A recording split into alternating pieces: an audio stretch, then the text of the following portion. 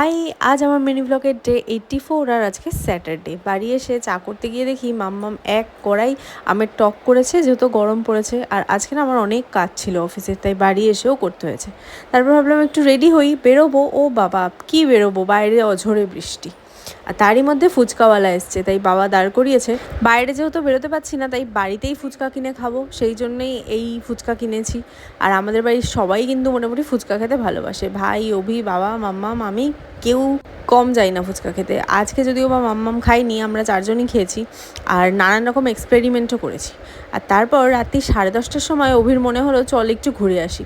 যেই কথা সেই কাজ, ও দেখি গাড়ি নিয়ে চলে এসছে আর আমাকে বলছে আয় আয় চল ঘুরে আসি। কাল যেহেতু সানডে, আমিও ভাবলাম যাই ঘুরেই আসি, রাত হলেও অসুবিধা নেই। তাই দুজনে মিলেই বৃষ্টির রাতে বেরিয়ে পড়েছিলাম। বেশ ভালো লাগছিল, খুব মজা আসছিল। আর একটু তো থ্রিল লাইফে দরকারও হয়, তাই না? না হলে কী করে জমবে বলো। আর তারপর ঘুরতে ঘুরতে গেছিলাম আমাদের বাড়িতে।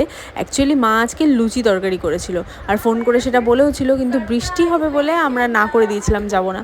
ফাইনালি যখন বেরিয়েই পড়েছি, তাই ভাবলাম যাই গিয়ে লুচি তরকারিটা খেয়েই আসি। আমাদেরকে দেখে মা গরম গরম লুচি ভাজতে বসেছে, আর আমরা শুরু করে দিয়েছি জমিও আড্ডা দেওয়া। কি করে বল, আমার মা ভাত নিয়ে আসছে, ঠিক আছে, এক গাদা করে। আমিও যাবো না কমাতে, আমার মাও যাবে না কমাতে। এবার খেয়ে দিচ্ছি।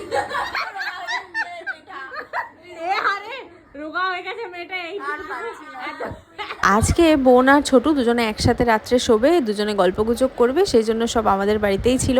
আমিও গেছি, বেশ অনেক গল্পগুজবও তাই হলো, সাথে লুচি আর আলুর তরকারি খাওয়া দাওয়াও হলো। বৃষ্টির রাতে বেশ জমে গেল ব্যাপারটা। বৃষ্টির রাতে এরম গাড়ি নিয়ে ঘুরতে আমার তো দারুণ লাগলো, আর শনিবার হিসাবে বেশ ভালোই কাটলো দিনটা।